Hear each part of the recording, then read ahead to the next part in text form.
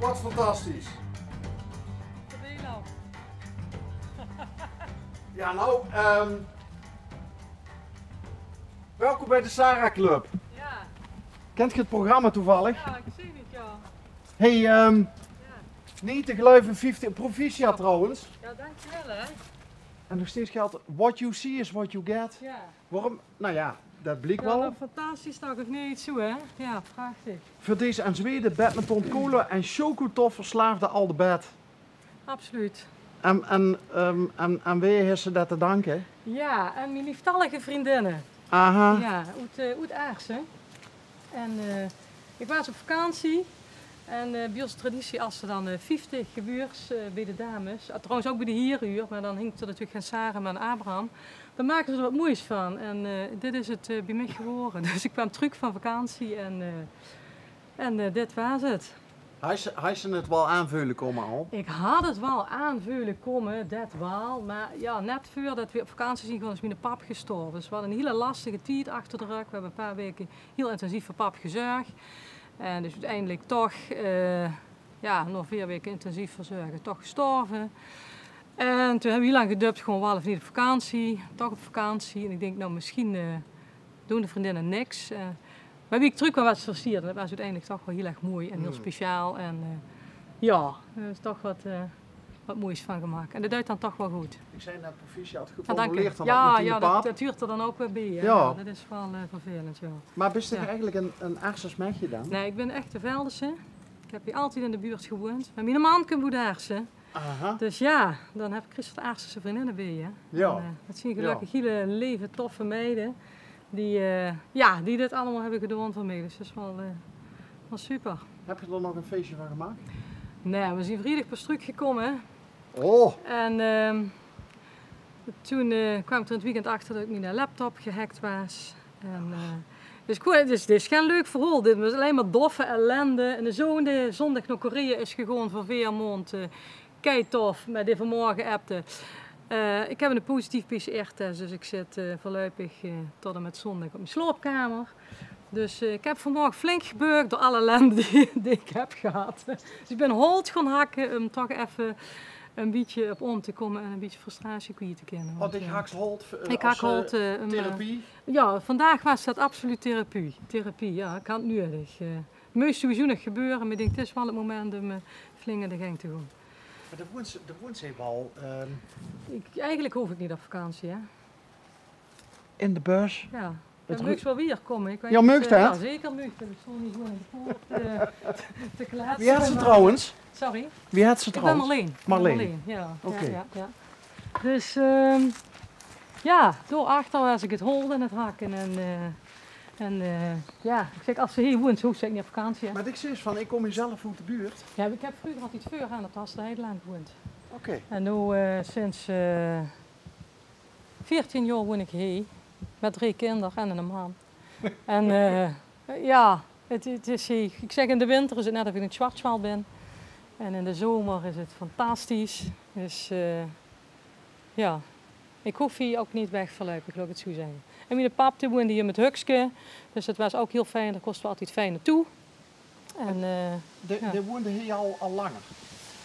Ja, die heeft vroeger met ons op de Hasterheidelaan gewoond. Ja. En toen een tijdje niet, toen papa en mama gescheiden. En wie het weer kost, is ze heel gauw teruggegaan heen naar de buurt en is ze hier blijven wonen. Dus ja. Maar ik ben een geboren Veldense. Nou, ik ben in Venlo geboren. Ik heb volgens mij nog 9 maanden in Grubbevorst gewoond en toen ben ik in Velden gekomen. Dus ik heb hier altijd op school gezeten.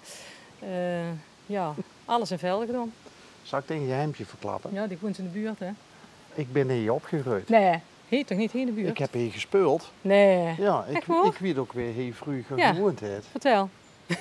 Als ik me niet vergis, Ja? ben ik ooit wel eens in dat zwembad gesprongen. Ja? Maar dat is heel lang geleden. Ik weet nog goed dat dat toen ongeveer 10 graden was. Ai, en nu is het weer jammer. Volgens mij, als ik me dat goed herinner, woonde de vroeger de familie Hendricks. Ja, dat klopt. Han Hendricks, Han Hendricks. En zijn broertje. Ja, klopt ja. En wie speelde altijd door bij de Bij Beek. de Beek. Ja, Ja, dat bij was de een bak Beek. vroeger, hè. Dan ging ze vereer. Ja, Ja, dat speelde ik ook. Maar ik ben een beetje jonger geloof ik. Ja of niet? Ja, ik was nu bij altijd ik ben. Zal ik het dan? Ik ben reëel. Ja, zie je, dat dacht ik. Ja. Maar, Ja. we komen hier eigenlijk zelden of nooit, maar we waren hier in de buurt. Toen dacht ik bij mezelf van, nou, even een trip down memory lane. Ja.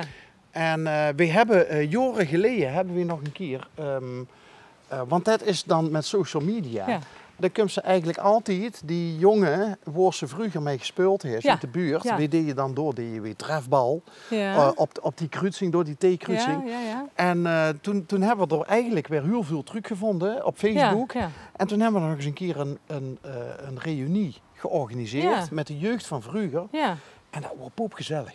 En was het ook met die van Albers erbij dan? Die van Albers. Ja, dat weet ik nog een aantal jaar geleden. Is dat Ja. niet? Ja. En, maar wat nog leuker was, we zien toen met de groep zien we door de buurt gaan wandelen. Ja. En toen zien we nog aan gaan bellen. Die mensen die we nog van vroeger kozen en met de kinderen van gespeeld. Ja. Nou, dat is kei leuk. Ja. Dat is geweldig. Maar fantastische buurt. Ik bedoel, als ik kijk, had volgens mij 33 kinderen in de klas en 11 ervan woonden gewoon hier bij ons in de omgeving. Oh, die best lerares? Ja, net toen. Toen ik ben dus op school zo. Ik ben even goed ook lerares, maar wie je klein was. Serieus? Ja, wie je klein was hadden we inderdaad, of jong was, wie hier op de basisschool zo. Het waren er 11 volgens mij van de 33 die hier in de buurt woonden. Meneer Hendricks, onze directeur, die woonde hier uiteraard. Jan? Ja. Jan, de andere Jan. Ja. Hier woonde Jan Hendricks, maar dat was Jan Hendricks van school. Maar daarna ben ik het onderwijs ingegaan en daar werk ik nog steeds met veel plezier, al heel lang. Goh. Dus ja. En wat voor school Speciaal is het? onderwijs, VSO, Impuls had het tegenwoordig. Vroeger was het de Vijverhofschool, daar gingen altijd kinderen met een verstandelijke beperking naartoe. En die komen er uiteraard natuurlijk nog steeds. Alleen is de manier van werken wel een heel stuk veranderd. Vroeger was het allemaal wat relaxter en nu werden er gewoon steeds meer doelen gesteld. Dan proberen ze gewoon de leerlingen steeds weer te laten komen en steeds meer zelfstandig te laten doen. En hopen dat ze zoveel mogelijk mee kunnen in ons leven, in het gewone leven. En voor de ene is het prima. En voor de andere denk ik wel eens volgen we niet te veel. En denk ik van, moet dat allemaal? Nee. Ja, want ze moeten dan toch weer aan bepaalde... Ja. He, want je moet ook weer aan bepaalde dingen voldoen. Absoluut. En zo. Ja, zeker. En sommige leerlingen kennen dat ook prima. Maar dan merk je ook bij sommige leerlingen denken van, ja, wij willen dat allemaal wel. En de maatschappij wil dat allemaal wel. Maar willen die leerlingen dat allemaal wel? Want sommigen vinden het gewoon fijn om toch met elkaar de dingen te doen en niet altijd met de verstandige volwassenen te moeten praten. Ja. Ja, dus ik vind dat wel eens een dilemma. Ik heb zelf een broer met een verstandige beperking en ik denk in deze tijd was hij uiteindelijk bij ons op school terechtgekomen en ik vroeg me af of hij er gelukkig van was geworden. Hij heeft zelf op kindervrucht gezeten en op de pannenshop dagbesteding en die werkt nu op een zuigboerderie en die hak ook gehold en deed het prima naar zijn zin, maar ik denk ja. Hadden we daar toch een plezier mee gedaan? Ik denk het niet. En wat heet hij vroeger dan? Want is hij ouder of jonger? Hij is ouder. Hij is ouder. Ja. Heeft hij dan wel ook onderwijs op maat gehad? Ja, toen noemden ze dat kindervreugd. Een soort, een soort opvang. Hè. Daar gingen ze dan naartoe wie ze klein waren. Eigenlijk een beetje de kleuterschool. Dan mocht hij dan blijven tot de 16 was. En daarna gingen dan naar de dagbesteding. De pannenshop was ze toen in Tegelen. Ja, en dan deden ze gewoon ook allerlei leuke activiteiten. Maar nu is het toch allemaal wat meer gericht op werken. Ja, het moet soms ook verdiend weren, denk ik. Het moet allemaal betaald weren wat er gebeurt. Dus nu werk ik op een zuigboerderie en hakken hol en we maken appelmoes en zo'n dingetjes allemaal gewoon hartstikke leuk. En hij is hartstikke gelukkig toch. Dus, en wat duidt dat in? De zuigboerderij De Lor in Heide, vlakbij Venrooy.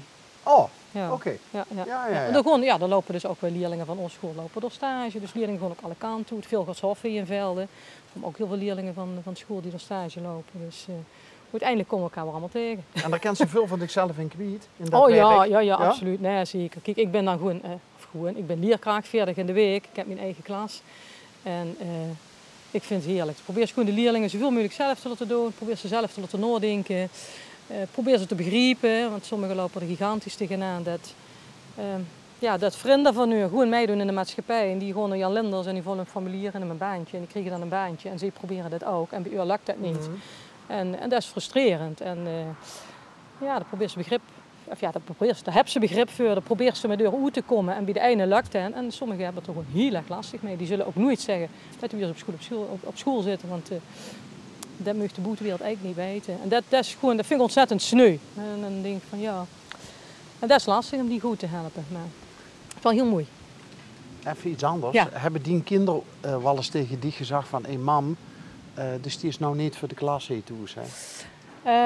Ja, af en toe wel. Dus vrijdag dat ik huur. Ja, best een juf. Ja, ik ben een juf. En dat weet ik ook, dat ik een echte juf ben. Dat zeg ik ook wel duidelijk. Ja, ik kan er niks doen, jongens, ik ben een echte juf. Okay. Klaar. Maar ze houden wel van dich. Jawel, ze vinden me meestal wel aardig. En die in Korea zit nou, dat is de oudste? Dat is de oudste, ja. Die zit op de Fontes in Venlo, logistiek en management uit. Hè. En die heeft hier nu een half jaar naar uitgekeken. Dus we zijn vrijdag teruggekomen van vakantie. Zondagmorgen om half 7 in de auto gestapt en naar Brussel gebracht. En het was allemaal wel spannend, want wie is een koffer ingeleverd? Moest er gebeld weer, dus dan liegen dat of er iets mis is. Bij de douane hebben ze zijn handen afgeveegd. Ja, dat is dan waarschijnlijk om te kijken of er geen drugs aan zit. Dus ik kwam helemaal zenuwachtig. En toen is ze vertrokken en is goed aangekomen. En 2 dagen later zit in isolatie. En vanmorgen appen we en zitten, PCR-test positief. En had hij dus al een test gehad. En ja, die vandoor is dan positief. Maar is dat voor hem een domper, dat er even nou... Ja, hij zit nu gewoon alleen op een andere kamer tot en met zondag. Dus ja... Kijk, de best toch om wat te zien van het land en van de stad en leuke dingen te doen, met andere mensen kennis te maken. Ja, dat is nu natuurlijk niet. Veermond, zei ze? Veermond, rond de kerst. Ik zeg, kijk maar. Ik zeg, hoe is mijn kerst niet toe te zien? Ik zeg, kijk maar wanneer de tickets goedkoop zijn. En kijk of ze nog wat van het land kan zien. Ik bedoel, probeer niet alleen maar door naar school te gaan, maar gaan ook leuke dingen door doen. En ik hoop dat gaat lukken.